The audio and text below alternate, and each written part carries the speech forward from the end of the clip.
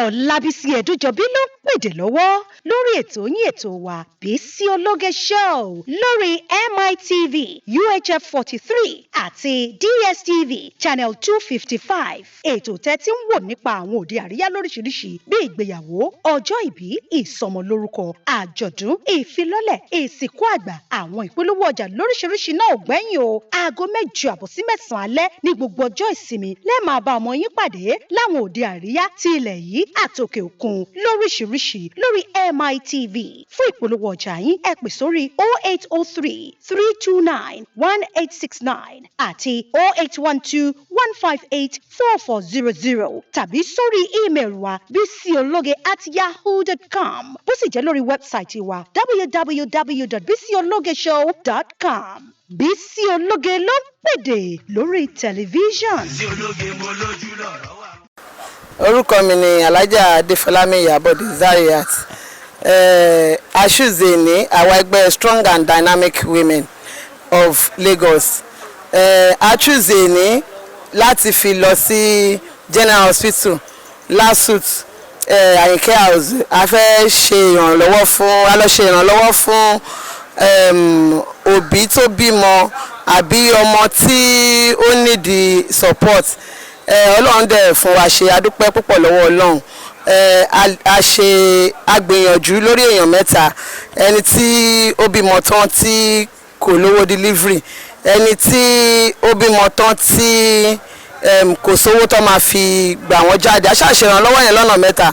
Ọlọ́run ṣe yọ̀ǹda ẹ̀ fún wa. Nígbà táwa kó ń bẹ a wá sí ilé Babu Salah, ilé àwọn ọmọ tí wọn ò nóbì. Kọ́lọ́run ṣe dáadáa fún wa, kó ṣe dáadáa fáwọn ọmọ náà. Pẹ̀lú ìgbìyànjú àwọn nǹkan tí gbogbo ẹgbẹ́ ṣe, kí Ọlọ́run bá ran gbogbo ọmọ ẹgbẹ́ yìí pátápátá lọ́wọ́. Gbogbo ibi tí gbogbo wa ti mú tọ́rọ́ kọ́bọ̀, kọ́lọ́run fi ọ̀pọ̀lọpọ̀ ràn pò fún wa, kí gbogbo wa jèrè àwọn ọmọ wa, kí iṣẹ́ wa má dìṣẹ́. Ká tún lè ṣe jù báyìí lọ lẹ́ẹ̀mí nítorí ọdún méjì ni à ń ṣe anniversary ọdún méjì. Kí Ọlọ́run túbọ̀ kún wa lọ́wọ́, kí a má sọ ẹnìkankan nù, kí ẹ̀mí ẹnìkankan má sọnù, kí àdàgbà kí àdògbò lọ́la láhàólà wà láàkúwátá ìlà abẹ́là àlẹ́ ìlà azim. Assalamu alaikum warahmatullahi wabarakatuh. Orúkọ mi ni Alájà Àríkẹ́ Dúdú Ọlọ́runjẹ̀dálọ. Àwọn ẹgbẹ́ Strong and Dynamic Women a pé ọdún méjì. A wá wò pé ní ká ṣe ọpẹ́ fún Ọlọ́run Ọba, àwọn aláìní, àwọn hospital, àwọn ọmọ aláìní ìyá, gbogbo wọn la lọ bẹ̀wò. Làwa náà ṣe ohun tí a ní lágbára, gbogbo àwa Strong and Dynamic Women. Èmi tí mò ń sọ̀rọ̀ yìí ni vice ẹgbẹ́ Strong and Dynamic Women. Ọlọ́run á gbàdúrà gbogbo wa. Alhamdulillah. Mo dúpẹ́ lọ́wọ́ Ọlọ́run tó jẹ́ ká mọ orí Ọlọ́run láti máa ṣàánú nínú ẹgbẹ́ Strong. A wá síbí báyìí láti wá ṣàánú fáwọn ọmọ, àwọn left prevalent tó wà níbí báyìí. So Ọlọ́run á gbà ní bàdà fún wa. Mo wá fi àsìkò irọ́ gbogbo wa, gbogbo àgbáyé, ẹ ká mọ ẹ̀mí tó fi ń ṣàánú. Àánú dá o. Ẹ ká máa ṣàánú, ká máa rántí bá ti ń jẹun, ká máa rántí àwọn tí ò rí jẹ, ká máa rántí àwọn tí ò rí mu, ká máa rántí àwọn tí ò ní ìyá, tí ò ní bàbá tó nídìí àánú. Ọlọ́run á jẹ́ ká lè máa ṣe o. Gbogbo wa lápapọ̀ a ṣe o. A padà sí rere, Ọlọ́run á fi san wa o. Ọláláúlà wàlá kọ́átà ìlà bílà ìlẹ̀lẹ̀sì. Bismillah. Adúpẹ́ lọ́wọ́ Ọlọ́run. My name is Mrs. Adekoya Taiwo Oluwayemisi. So, mo sí nǹkan tí mo tún rí nípa nǹkan tá wá ṣe níbí, because club ló wá fún láti wá ṣe ìrànlọ́wọ́ fún àwọn aláìní. Mo fún nǹkan táwọn tó kù mi tán ti sọ, òun náà ni pé èèyàn tó bá nínú àìní wa náà láti wáyé díẹ̀ àti lọ hospitals àti ṣe one or two things ó ti yẹn sìn. So ìmọ̀ràn mi kan ní fún àwọn èèyàn mi nígboro níta, à ń lọ party, à ń ra oríṣiríṣi, à ń ṣoríṣiríṣi, tẹ́ pé àwọn kan wà níbi tó hang ẹsẹ̀ wọn sí, tí kò sí bọ́n ṣe fẹ́ lóògùn, tí kò sí bọ́n ṣe fẹ́ kúrò lọ hospitals. Àwọn kan dẹ̀ wà tó yẹ pé kò sí jíjẹ mímu gan, ó difficult fún wọn. Fine, gbogbo wa náà apá wa ò dọ́gba o ìka wa ò dọ́gba ṣùgbọ́n síbẹ̀síbẹ̀ náà la ní pé ká gbìyànjú káwa náà jáde because téèyàn bá jáde èèyàn máa rí oríṣiríṣi tó ń ṣẹlẹ̀ nígboro many things are happening tẹ́ pé àwa gan-an tí a mọ̀ bó tó bá jáde èèyàn máa reason pẹ̀lú ara èèyàn in fact today was very very hot but a dúpẹ́ lọ́dọ̀ Ọlọ́run mọ mi fún àwọn èèyàn tó bá réèyàn tó kù díẹ̀díẹ̀ fún ní ẹ̀gbẹ́ níta ṣé ìwọ̀nba tó bá lè ṣe àwọn tó bá kù díẹ̀díẹ̀ fún kẹ́ fún wọn ẹni tó bá lè fún lóúnjẹ ẹni tó bá lè fún lówó ẹni tó bá lè support ẹ̀ nǹkan kéèyàn má retí oore àbí ọpẹ́ lẹ́nu ẹ̀dá ọmọ ádámù kéèyàn má retí ọpẹ́ láti ọ̀dọ̀ Ọlọ́run because oore Ọlọ́run ló ó ju ti ọmọ èèyàn lọ oore Ọlọ́run ju tọmọ èèyàn lọ so Ọlọ́run á gbà fún wa Ọlọ́run á lè fún wa ní okun àtagbára àti máa ṣe because ẹ̀dá òun dédé ṣe nǹkan because tọ́lọ́run bá fúnyàn ní okun àti agbára kọ́lọ́run dẹ̀ kọ sí wa kó má kọ̀dé àìmọ̀ṣe sí wa tó ń kó fọwọ́ tó wa lọ́kàn láti máa ṣàánú kéèyàn máa ṣàánú is very very important ó ṣe pàtàkì gan èèyàn tó bá lè ṣàánú fún èèyàn tó bá lè ṣoore fún oúnjẹ ní o aṣọ ní ìwọ̀nba èèyàn tó bá lè fún Ọlọ́run á gbà ní bàdà fún wa Ọlọ́run ní kọ̀dé àìmọ̀ṣe sí wa àwa náà tó dẹ́kù díẹ̀díẹ̀ fún because kò ṣe gbogbo ala ní tán síbẹ̀síbẹ̀ náà nínú àìní wa náà síbẹ̀síbẹ̀ náà la tún ní ká jáde wá Ọlọ́run á ṣoore ọwọ́ ẹ̀ fún wa gbogbo ibi tá a kù sí Ọlọ́run á bá wa tún ṣe. lẹ́kàn orúkọ yín sí àti orúkọ ẹgbẹ́ yín. ok orúkọ ẹgbẹ́ mi ni Strong and Dynamic Women of Lagos State so orúkọ mi ni Mrs. Adekoya Oluwayemisi Adunni. alhamdulilayi mo dúpẹ́ lọ́wọ́ Ọlọ́run tó jẹ́ ká mọ oore Ọlọ́run láti máa ṣàánú nínú ẹgbẹ́ Strong a wá síbí báyìí láti wá ṣàánú fáwọn ọmọ àwọn left prevalent tó wà níbí báyìí so Ọlọ́run á gbà ní bàdà fún wa mo wá fi àsìkò irọ́ gbogbo àgbáyé ẹ ká mọ ẹ̀mí tó fi ń ṣàánú àánú dá o ẹ ká máa ṣàánú ká máa rántí bá ti ń jẹun ká máa rántí àwọn tí ò rí jẹ ká máa rántí àwọn tí ò rí mu ká máa rántí àwọn tí ò ní ìyá tí ò ní bàbá tó nídìí àánú Ọlọ́run á jẹ́ ká lè máa ṣe o gbogbo wa lápapọ̀ á ṣe o àpadà sí rere Ọlọ́run á fi san wá o ọlọ́láwùlà wàlákùátà èèlà bílẹ̀ ìlẹ̀lẹ̀ sí.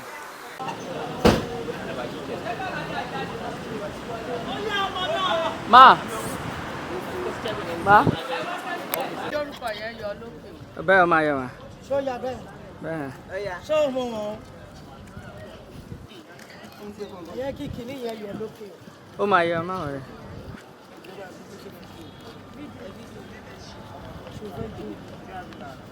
Strong and Dynamic Women. Next level. Ṣé mo wà láyé kan? Bẹ́ẹ̀ ma. Oko bọ̀tà wá dé àdìsán láì bá ti rí. Ẹ jẹ́ má bọ̀ àwọn jù. Ọlọ́run gbàdúrà gbogbo àná àníṣà. Ọlọ́run fún ọlọ́láfíà ọ̀kọ́lọ́ dẹ̀ máa pèsè fún àwọn. Ọ̀yá. Ọ̀rẹ́ ọ̀tọ̀ rẹ̀, ọ̀rẹ́ méjì ìyá.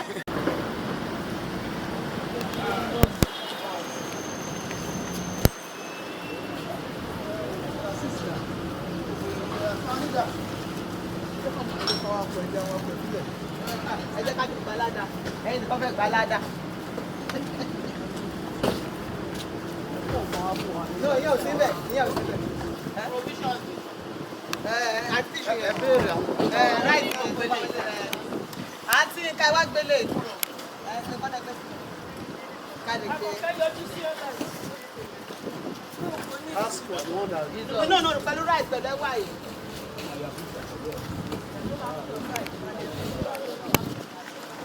Ọjọ́ ṣé kò tí ọkọ̀ ọmọ lórí fíìsì ṣé kò tí ọkọ̀ ọmọ lórí.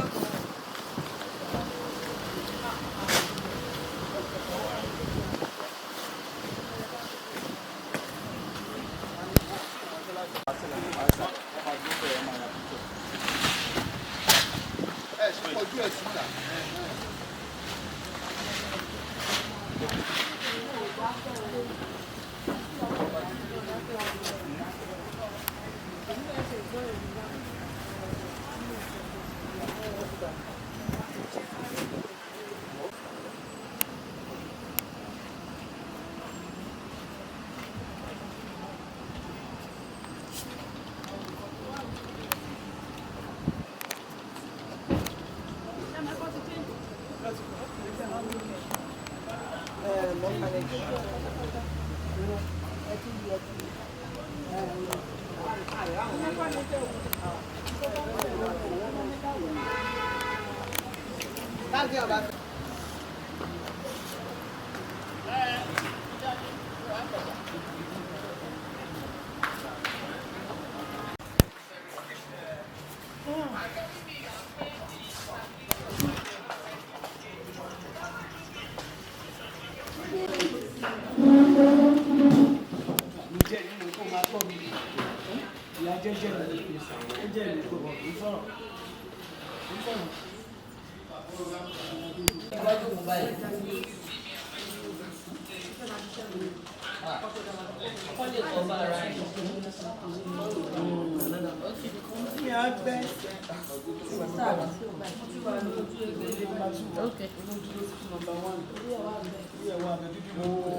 Assalamu alaikum. Alaikum salaam wa barakatuh. Àlàáfíà fún gbogbo wa. Àlàáfíà fún gbogbo wa. Adábálé. A kí i pé ẹ káàbọ̀ sí orphanage home Babu Salam. Babu Salam tí wọ́n dálẹ̀ ní ọdún 1990. Ó rà pé mo rí ojú àwọn ọmọ mi wa kan tí wọ́n ti wá bíbá yẹn tí mi ò bá ṣe mistake nínú yín, so àti máa gbọ́ àwọn ìròyìn yẹn. 1990 ni wọ́n dá bíbá yẹn lẹ̀, ọkùnrin àti obìnrin náà ni wọ́n wà ní bíbá yẹn. So gbogbo àwọn ọmọ yẹn ni wọ́n lọ iléèwé aládàáni. They are all attending private schools of different grades. Ara àwọn tó lọ Abyssinia International School ní Nigeria ní bíbá yẹn. Ara àwọn tó lọ school ní Rahmat Islamiyah ní Òkèjà. Ara àwọn tó lọ school Agége. So a ní bus tí ó ń kó wọn lọ. Bákan náà ni Quran wọ́n ṣe Quran wọn ní bíbá yìí, wọ́n há Quran, so àwọn kí ó ń bí.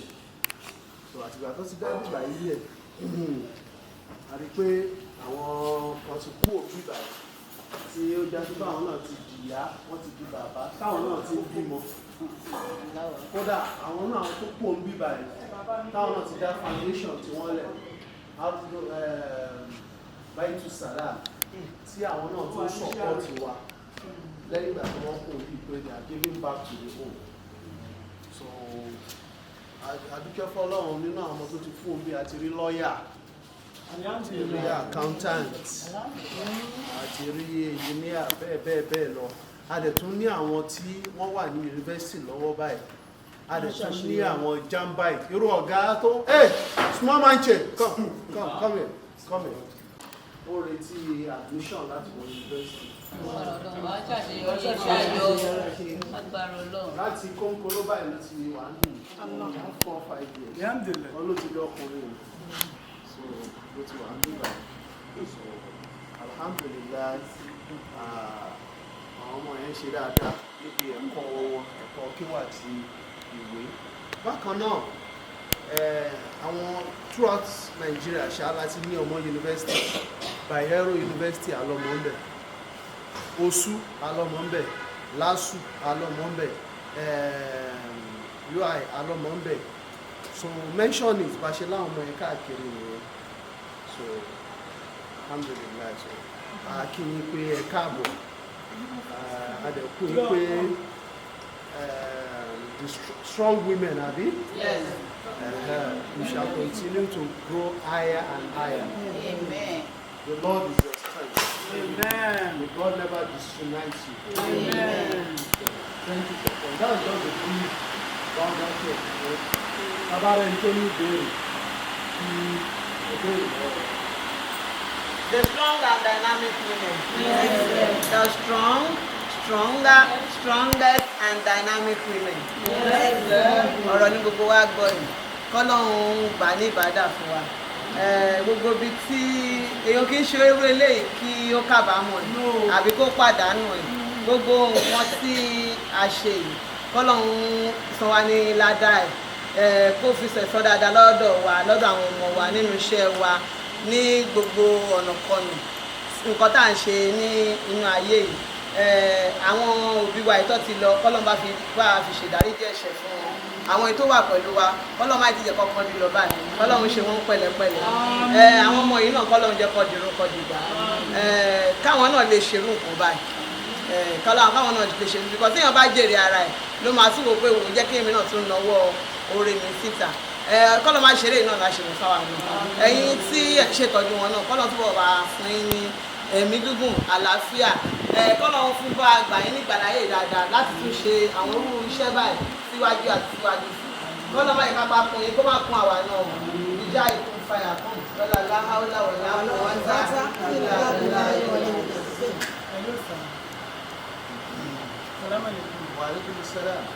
ẹ má bínú sá èmi ni kókó inú wọn èmi ni mo lásìkò nínú ẹgbẹ́ so ẹ jọ ṣé àwọn ọmọ tá a bá rí yẹn ṣé ààyè inú wọn. wọ́n ti lọ sùn wọ́n ti lọ sùn. yes ma yes ma yes ma. ẹ jọ fún nítorí ọjọ́ mi bí ọjọ́ wo ni ọjọ́ bí bíi weekend ni during the week tó bá ń wùyàn pé èèyàn fẹ́ wá èèyàn fẹ́ rí wọn. bá a tó dúró ìdílé ìgbà fẹ́ wá alẹ́kọ̀ọ́ ọwọ́ ọ̀rọ̀ lẹ. okay sir from 4. weekend ńkọ́.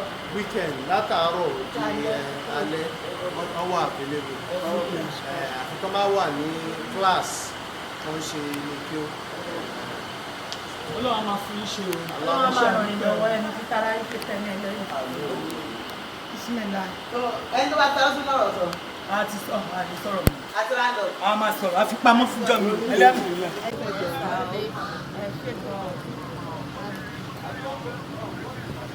Wọ́n ti bá wọ́n ti sọ fún mi wọ́n á ṣiṣẹ́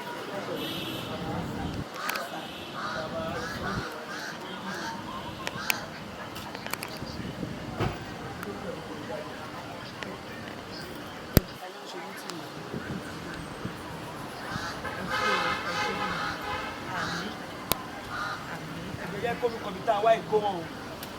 Yes, màá gbọ́. ẹ jẹ́ kó mi kọ̀ wọn kọ́ mọ̀ bí tá a wá.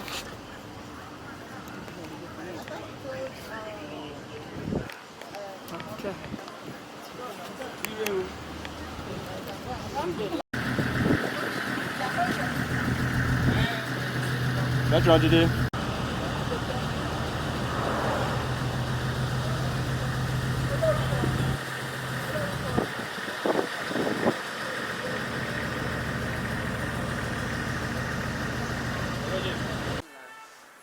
Okay, on behalf of, my name is Hassan Idris Tahir. On behalf of the children and management of Babe Salam Home, we say thank you to strong, dynamic women. May Almighty God continue to bless you all. Wherever you all took out to spend in this cause, may God continue to bless it for you and your own various families. May God guide and protect them for you, guide and bless them for you. And we thank you for, the kind gesture. God bless you all. Thank you.